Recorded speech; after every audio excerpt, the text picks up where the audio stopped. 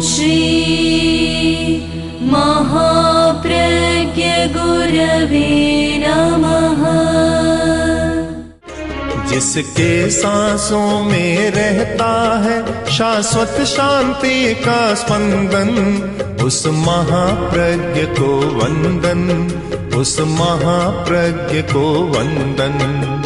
सत्य अहिंसा अनेकांत को अर्पित जिसका तन मन, उस महाप्रज्ञ को वंदन, उस महाप्रज्ञ को वंदन। जिसके सांसों में रहता है शाश्वत शांति का स्पंदन, उस महाप्रज्ञ को वंदन, उस महाप्रज्ञ को वंदन।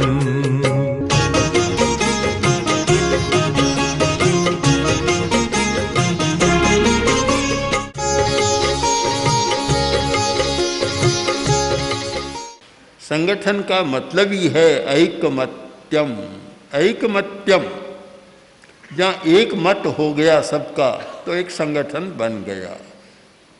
जहाँ एक मत नहीं होता वहाँ न संगठन बनता और न उसके द्वारा कोई विकास होता। सबसे पहली बात है एक मत। अब एक मत कैसे हुए कि लक्ष्य सबका एक था। संगठन हमेशा लक्ष्य के आधार पर बनता है। एक लक्ष्य था कि भवन खड़ा करना है, चाहे तो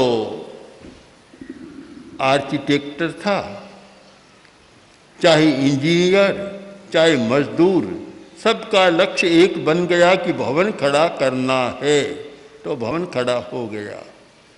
तो संगठन के लिए बहुत जरूरी है ऐकमत्य, एक मत होना। और दूसरी बात है लक्ष्य का निर्धारण, का लक्ष्य हो गया। लक्ष्य नहीं है तो कुछ भी नहीं होता। कि लक्ष्य भी बन गया, एक मत भी हो गया, पर कार्य कौशल कितना है, कौशल पर निर्भर है। अगर कौशल नहीं है तो 10 बार बनाया जाता है, 10 बार तोड़ा जाता है। कार्य कौशल होना जरूरी है, तो फिर वह संगठन काम कर सकता है। तो 3 बातें हमारे सामने आई कि एक मत होना, जितने भी लोग हैं जो संगठन एक काम करते हैं, फिर लक्ष्य का निर्धारण करते हैं, और फिर कार्य का कौशल। संगठन के लिए बहुत जरूरी है कार्य का कौशल। संगठन में जागरूकता नहीं होती, कार्य कौशल नहीं होता, तो संगठन बहुत आगे चल नहीं सकता। कौशल चाहिए, जागरूकता।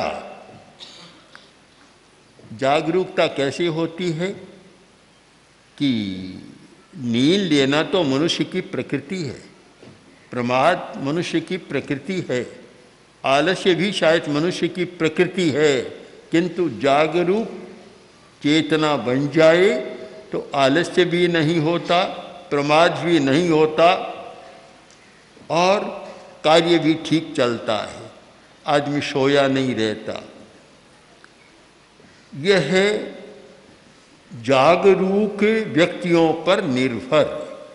जहाँ जागरूकता नहीं है, वो जागरूकता कब आती है? तो कौशल के द्वारा जागरूक रह सकता है। अगर कौशल नहीं है तो आदमी नींद लेगा। कोई नेता का भाषण हो रहा था, 1 घंटा तक भाषण हुआ, और भाषण पूरा हुआ तब एक व्यक्ति बोला, नेताजी क्या प्रशंसा करूं, आपने तो ऐसा भाषण दिया जो ताजगी से भरा हुआ था, ताजगी से। तो नेता ने कहा, सच कहता है कि हाँ सुन लिया, कि सुना तो नहीं, किंतु जब आपका भाषण पूरा हुआ तब मैं जागा तो बिल्कुल ताजगी से भरा हुआ था, तो मैंने समझ लिया भाषण बहुत ताजगी का था। नींद तो आदमी लेता रहता है। ऐसा वक्ता, ऐसा कोई नेता, ऐसा कोई कुशल संचालक व्यक्ति हो जो नींद न लेने दे, नींद के बाद होने वाली ताजगी भी न आने दे। संगठन के लिए बहुत अपेक्षाएं होती है और संगठन और विकास दोनों की एक सूत्रता को भी हमें समझना है कि जितना विकास होता है संगठन के द्वारा होता है। फिर वही भवन की बात मैं करूं कि अगर एक ही आदमी बनाने वाला होता, भवन कब बनता भगवान की इच्छा पर निर्भर। कब बनता पता नहीं। गुजरात में एक कहानी चलती है कि एक दर्जी जो बहुत ढिलाई से काम करता था, एक आदमी ने कमीज सिलाई के लिए दी और एक सप्ताह बाद गया, बोला मेरी कमीज अभी तो सिलाई नहीं हुई है, कि कब दोगे? देखा भगवान की इच्छा होगी तब दूंगा। ये सीधा उत्तर है, बस इसके आगे बोलना है नहीं कुछ। एक सप्ताह बाद फिर गया तो वही उत्तर घड़ाया कि जब भगवान की इच्छा होगी तब दूंगा। 2-4 सप्ताह ऐसे चक्कर लगाता रहा, कमीज नहीं मिली। तब एक दिन वह भी आक्रोश में आ गया, बोला कब दोगे? कि जब भगवान की इच्छा होगी तब दूंगा। बोला अरे तेरी इच्छा क्या है, यह बता दे, भगवान की इच्छा को रहने देगी। तेरी इच्छा क्या है, कब दोगे? तो इच्छा का भी सवाल होता है। हम नहीं कह सकते एक आदमी कब बना सकता है, भगवान भरोसे ही जाने कब बना सकता है। बहुत सारे काम ऐसे हैं, बड़े काम एक व्यक्ति साध्य नहीं होते, एक व्यक्ति के द्वारा वह संपन्न नहीं होता। वह कार्य अनेक लोग मिलते हैं तब निष्पन्न होता है। विकास हमेशा बहुत लोगों की अपेक्षा रखता है, अन्यथा कोई विकास हो नहीं सकता। आदमी कुछ भी करता है, कितनी अपेक्षा रहती है। तो विकास तो बहुत बड़ी बात है। साधारण काम में भी अकेला करने में कठिनाई पैदा होती है, अनेक लोग मिलते हैं तब काम निष्पन्न होता है। तो एक सूत्र हम बना लें कि विकास के लिए संगठन नितांत आवश्यक है। संगठन के बिना विकास नहीं हो सकता। कोई भी, चाहे उद्योग है, कारखाना है, कितने लोग मिलते हैं तब विकास होता है। आजकल प्रक्रिया थोड़ी उल्टी भी चल रही है कि आदमी की ज़रूरत कम होती जा रही है और यंत्रों के द्वारा, तो यंत्रों का भी अपना संगठन है। जैसे व्यक्तियों का समूह वैसे यंत्रों का समूह, वह भी तो एक संगठन है। तिनकों का भी एक संगठन है, तिनके मिलते हैं, बुहारी बन जाती है और सफाई हो जाती है, उनका भी अपना संगठन है। धागों का भी अपना संगठन है। आपने जो कपड़ा ओढ़ रखा है, क्या एक धागा है? कोई किसी ने कोई एक धागे का कपड़ा पहना है क्या, ओढ़ा है क्या? कपड़ा होता नहीं। और एक धागे के कपड़े के भरोसे पहन ले तो शायद हंसी हो जाए, मजाक हो जाए। कितने धागे मिले हैं, एक समूह बना है, संगठन हुआ है धागों का, तब आदमी कपड़े का उपयोग करता है। कोई भी चीज़ आप देखेंगे, कितने परमाणुओं का संगठन होता है तब कोई वस्तु बनती है। हर वस्तु, अनंत परमाणु मिलते हैं तब एक वस्तु बनती है और हमारे सामने आती है। तो वह तो अनंत का संगठन है। तो भला कुछ की बात तो कैसी हो सकती है? तो संगठन के लिए जरूरी है सीमा बोध और नियंत्रण। ये 2 बातें बहुत जरूरी है। पहली बात है सीमा का बोध होना चाहिए। एक धागा दूसरे धागे के साथ जुड़ा हुआ है, अपनी सीमा में रहता है, कभी सीमा का अतिक्रमण नहीं करता कि आज यहाँ है कल वह यहाँ चला जाए या इतना स्थान रोक ले, ऐसा कभी नहीं होता। अपनी सीमा में रहता है। हर वस्तु अपनी सीमा में रहती है तो अच्छा है। दूसरी बात नियंत्रण। 2 प्रकार के लोग होते हैं, एक बुद्धिमान और एक अहंकारी। जिस संगठन में बुद्धिमान लोग होते हैं वह संगठन सदा अच्छा चलता है। और जिस संगठन में अहंकारी लोग ज़्यादा इकट्ठे हो जाते हैं वह संगठन खतरनाक मोड़ में चला जाता है। अहंकार ही अहंकार। एक बहुत महत्वपूर्ण उदाहरण है इस विषय में। एक राजा को जरूरत थी सैनिकों की भर्ती करना, तो विज्ञापन दिया कि जो भी सैनिक आएंगे उन्हें मैं नौकरी में रखूंगा। एक बार 500 सैनिक आए, एक जत्था आया 500 सैनिकों का, और राजा से प्रार्थना की कि हम आपकी नौकरी में रहना चाहते हैं, आपकी सेवा में रहना चाहते हैं। राजा ने कहा ठीक बात है, आज तुम्हारी परीक्षा होगी और कल फिर नियुक्ति की बात। रात का समय हो गया, मंत्री ने सारी व्यवस्था कर दी। एक बड़ा हॉल जहाँ 500 आदमी सो सकते हैं उनको वहाँ रख दिया, और सोने के लिए बीच में एक खाट थी, एक खाट। तो उन्होंने कहा कि कैसे होगा? बोला हमारी यही कसौटी है, रीति है परीक्षा करने की। खाट एक रहेगी, तुम में जो सबसे अग्रणी मुखिया हो वह इस पर सोएगा और से सब नीचे सोएंगे। बात तय हो गई। रात का समय हुआ और 500 भी उपस्थित हो गए। अब जब सोने का प्रसंग आया कि खाट पर कौन सोएगा, तो एक बोला कि मैं सोऊंगा। कैसे? कि मैं इसका कमांडर हूँ। दूसरा बोला कि कब से कमांडर बने, हमारा मुखिया तो वह है, वह सोएगा। तीसरा बोला कि वह क्यों सोएगा, सबसे ज़्यादा तो श्रम मैंने किया है, मैं सोऊंगा। मेरा पद ऊंचा है, अब मेरा पद ऊंचा, मेरा अधिकार ज़्यादा।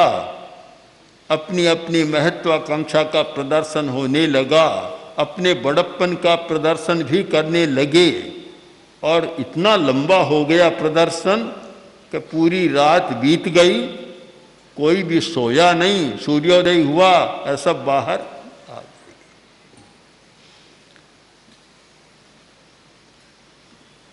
अब गए राजा के पास। राजा ने कहा तुम मेरी सेवा के लिए योग्य नहीं हो, चले जाओ, तुम्हारी कसौटी हो गई। क्यों? कि तुम में पद की महत्वाकांक्षा है और योग्यता नहीं है। कोरी महत्वाकांक्षा है, रात भर लड़ते रहे, न किसी ने नींद ली न कोई सोया, और कोरी लड़ाई चली, तो यहाँ आकर और लड़ाई पैदा करोगे, क्या फायदा होगा? चले जाओ, निकाल दिए। कुछ समय के बाद एक जत्था फिर आया 500 लोगों का। वही बात सर्विस में रखने की। राजा ने कहा परीक्षा होगी, परीक्षा के बाद अगर उत्तीर्ण हो जाओगे तो रख लूँगा, नहीं तो नहीं रखूँगा। वही रात्रि का समय, वही हॉल, और वही बीच में एक खाट, एक खाट। तो सब अनुशासित थे, अपने अहंकार पर नियंत्रण था, पद की महत्वाकांक्षा नहीं थी, अधिकार की महत्वाकांक्षा नहीं थी, केवल कार्य करना जानते थे। तो सब आए, देखा एक खाट है, तो कुछ लोग मिले, कभी इस पर कौन सोएगा, कि ये हमारा जो मुखिया वह सोएगा। वह बोला नहीं, मैं नहीं सोऊंगा, वह मुखिया है, कुछ बातों में वह सोएगा। ऐसे ही 10-20 मिनट तो वह सोएगा, वह वहाँ तो पहले ये था मैं सोऊंगा, मैं सोऊंगा, अब आ गया कि वह सोएगा, वह सोएगा। 10 मिनट बीते और बोले कि इस प्रकार तो कोई अंत नहीं होगा, रात बीत जाएगी, हमें विश्राम करना है, तो क्या करें? कि यह करो कि खाट को तो अपना नेता मान लो, केंद्र मान लो, और सब खाट की ओर सिरा ना कर सब नीचे सो जाओ। मजे से नींद ली, आराम से समय बिताया, सुबह हुआ, उठे और रिपोर्ट राजा के पास पहुंची। वे लोग भी गए। राजा ने कहा तुम मेरी सेना में रह सकते हो, सबको मैं नौकरी सर्विस देता हूं और तुम सब रह जाओ। अब हम योग्यता और अयोग्यता पर विचार करें कि प्रथम जो जत्था था वह योग्य नहीं बना, कारण अहंकार प्रबल था। जहाँ अहंकार, महत्वाकांक्षा, पदलिप्सा वह मुख्य बन जाती है, वह संगठन कभी अच्छा नहीं रह सकता। वही संगठन अच्छा रह सकता है जहाँ अपने संवेग पर नियंत्रण, अपने अहंकार पर नियंत्रण है। सबसे बड़ी बाधा अहंकार की है, अहंकार पर नियंत्रण। क्रोध व्यक्तिगत कार्य में बाधा है, पर संगठन में कोई बहुत बड़ी बाधा नहीं डालता। अहंकार सबसे बड़ी बाधा है, अहंकार और लोभ। तो उसमें पहले अहंकार। हमने देखा, जहाँ कभी गए, जहाँ समस्याएं देखी, हमने पूछा कि समस्या किस बात की है, तो एकांत में आकर कान में कहता है कि महाराज और कोई समस्या नहीं, केवल ईगो प्रॉब्लम बस। पता नहीं इस यात्रा में ईगो प्रॉब्लम कितनी बार सुना। किसी को रटना हो तो याद हो जाए, 2 बार में हमने 100 बार सुना हो। बार बार ये दुहाई सुनी, ईगो प्रॉब्लम, ईगो प्रॉब्लम। संगठन के लिए सबसे बड़ा कोई शत्रु है तो वह है ईगो प्रॉब्लम, जो संगठन को कभी अच्छा रहने नहीं देता और हमेशा संगठन को तोड़ने का प्रयत्न सामने प्रत्यक्ष या परोक्ष चलता रहता है। ये बहुत जरूरी है कि जो संगठन में सम्मिलित हो उसके लिए करना चाहिए। 1 सप्ताह 2 सप्ताह पहले उनको प्रशिक्षण मिलना चाहिए। कभी संगठन में सम्मिलित हो रहे हो, सदस्य बन रहे हो इस संगठन के, तो तुम कैसे व्यवहार करोगे, तुम्हारा आचार कैसा होगा, व्यवहार कैसा होगा, वह प्रशिक्षण होना चाहिए। प्रशिक्षण के प्रति मेरा तो इतना आकर्षण है कि किसी भी विषय में जाए, चाहे सामाजिक संस्था में, स्वेच्छासेवी संस्था में, चाहे सरकारी संस्था में, चाहे और किसी प्रकार की संस्था और संगठन में जाए, तो पहले प्रशिक्षण होना चाहिए। मैं तो यहाँ तक सोचता हूँ और कहता हूँ कि ब्याह शादी और पहले पति पत्नी दोनों को पहले प्रशिक्षण हो जाना चाहिए। वर वधू को पहले प्रशिक्षण होना चाहिए, जिससे यह न हो कि सुबह ब्याह और शाम को तलाक, ये स्थिति न आए। आजकल तो ये स्थिति आ रही है, कारण कि प्रशिक्षण नहीं है। जहाँ 1 से 2 मिले तो कैसे रहना चाहिए, यह प्रशिक्षण बहुत जरूरी है। अकेले में तो शायद प्रशिक्षण तो अकेले के लिए भी जरूरी है, क्योंकि जब बाहर का कोई नहीं है तो भीतर में तो बहुत भरा हुआ है, उनसे लड़ाई शुरू हो जाती है। आदमी अपने आप से भी लड़ता है, और कुछ पागल ऐसे भी होते हैं जो अपने आप पर मुक्का मारते हैं, अपने आप पर करते हैं। आदमी अपने आप से भी लड़ता है, तो और अपने आप को भी 2 मान लेता है, कितना ही मान लेता। कोई एक मंत्री पागल खाने के निरीक्षण के लिए गया, तो एक पागल कागज लिख रहा था। तो मंत्री ने कहा, रे ये तो कागज लिख रहा है, तो होशियार आदमी है। कि है तो होशियार, पर है बिल्कुल पागल, चलो देखें। मंत्री गया और जाकर पूछा कि भाई पत्र किसको लिख रहे हो? अभी मुझे मिला ही नहीं, कैसे बता दूं किसको लिख रहे हो? कागज मिलेगा तब बताऊंगा कि मैं किसके लिए लिख रहा हूं। आदमी अपने आप में भी पता नहीं कितना द्वंद्व, कितना संघर्ष और कितनी लड़ाई स्वयं से करता है और कितनी विरोधी बातें करता है। पर जहाँ 2 है वहाँ प्रशिक्षण शुरू हो जाना चाहिए। कभी तुम 2 मिले हो तो अब तुम्हें क्या करना चाहिए, कैसे रहना चाहिए। आगम साहित्य में जहाँ एकल विहार प्रतिमा का उल्लेख है कि अकेला है, अकेला रहता है, उसके लाभ बतलाए हैं कि अकेले रहने में लाभ क्या है। हर कोई नहीं रह सकता। जो विशिष्ट ज्ञानी और आचार्य द्वारा अनुमत हो गया वह अकेला रह सकता है, पर अकेला रहने में लाभ अप तुमन तुम्हें, अप कलहे, अप झंझे। जो अकेला रहता है, न कोई झंझा, न कोई कलह और न कोई तू मैं कुछ भी नहीं होता। जहाँ दो हुए है, दो होने का मतलब है संघर्ष। शब्द भी ध्यान दें आप, द्वंद्वम, द्वंद्व, दो का मतलब संस्कृत में द्वंद्व, द्वंद्व माने दो। जहाँ द्वंद्व है, लड़ाई का नाम भी द्वंद्व है। इसका मान लिया कि जहाँ दो है वहाँ लड़ाई होना तो संभव है, असंभव नहीं, ज़्यादा संभव है कि दो मिले और लड़ाई शुरू हो जाएगी। दो चूड़ियाँ बजती थी तो ध्वनि हो रही थी। तब फिर नमी राजर्षि ने कहा कि चूड़ी की आवाज़ बंद करो। मंत्री गया और महारानियों से कहा कि आप चूड़ियाँ बजा रही है, आवाज़ हो रही है और अभी राजर्षि को बड़ी अप्रिय लग रही है वो आवाज़, तो फिर क्या करें? तो मंत्री ने सुझाव दिया, एक सुहाग चिन्ह के लिए एक एक चूड़ी रख लो, बाकी सब निकाल दो। चूड़ियाँ निकाल दी, एक रही, अब आवाज़ कहाँ से हो? एक में कोई आवाज़ नहीं होती, अकेले में कोई लड़ाई नहीं होती, अब अकेले में कोई तू मैं नहीं होता। दो मिलते ही घर्षण शुरू हो जाता है। घर्षण भी दो में होता है, दो मिले घिस गया, घर्षण शुरू होता है। तो जहाँ दो मिले वहाँ से प्रशिक्षण शुरू होना चाहिए कि तुम दो हो और तुम्हें कैसे रहना है। अगर परिवार में प्रशिक्षण की विधि हो, ट्रेनिंग हो कि परिवार में शांतिपूर्ण सहवास कैसे रहे, पति पत्नी में शांतिपूर्ण सहवास कैसे रहे, भाई भाई में शांतिपूर्ण सहवास कैसे रहे, तब तो काफ़ी अच्छा होता है। इसलिए मैं कहता हूँ कि ये प्रशिक्षण की बात शुरू हो जानी चाहिए कि जिस दिन सदस्य बने, चाहे कोई संस्था बने, चाहे परिषद बने, चाहे कोई व्यक्ति बने, उसे प्रशिक्षण 1-2 सप्ताह का होना चाहिए कि तुम कैसे रहोगे। अंतर तो है कि काम करने वाले लोग हैं, हम सरकारी तंत्र में भी देखते हैं, कलेक्टर, एसपी या पूरा तंत्र है या सचिव है, सब प्रशिक्षित होकर आते हैं तो व्यवस्थित काम करते हैं, उनका काम निरंतर चलता है।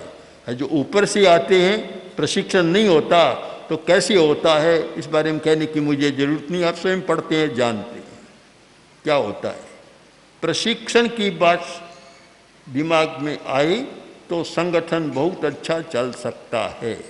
आचार्य भिक्षु ने इस बात पर बल दिया था, मुनि के आचार्य को भी निर्देश दिया कि दीक्षा दो तो योग्य व्यक्ति को दो, अयोग्य को इकट्ठा मत करो। 100 योग्य व्यक्ति जो काम कर सकते हैं, अयोग्य व्यक्ति 1 लाख मिल जाए तो वह काम नहीं कर सकते, काम क्या और बिखेर देते। योग्य व्यक्तियों की पहचान कसौटी, जिसे बुद्धिमान आदमी कहा गया। बुद्धिमान का मतलब कि जिसका अपने संवेगों पर नियंत्रण है,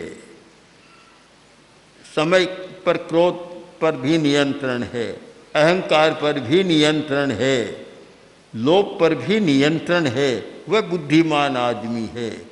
और अहंकारी, लोभी, महत्वाकांक्षी, कोरी महत्वाकांक्षा लेकर जो संगठन में आते हैं वे संगठन के लिए कभी हितकर नहीं होते।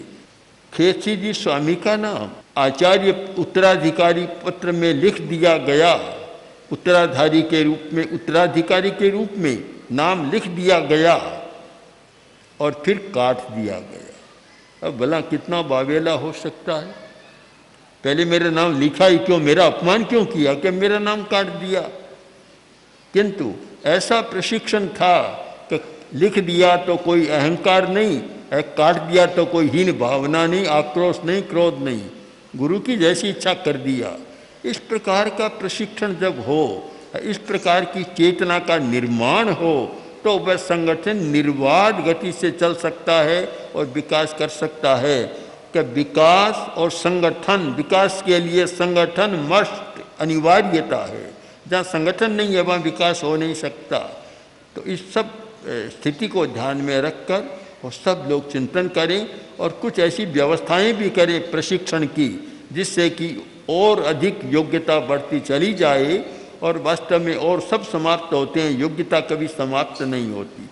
इसलिए आप योग्यता पर अधिक ध्यान केंद्रित करें कि हमारी योग्यता बढ़े। योग्यता होगी उसकी कोई उपेक्षा दुनिया में कर नहीं सकता, अपने आप सामने आता है। इन सारे पहलुओं पर विचार कर और कोई ऐसा कार्यक्रम बने जिससे संगठन भी शक्तिशाली बने और हमारी विकास की यात्रा भी आगे से आगे बढ़ती चली जाए। ओम। ओम श्री महाप्रज्ञ गुरवे नमः। ओम श्री महाप्रज्ञ गुरवे नमः।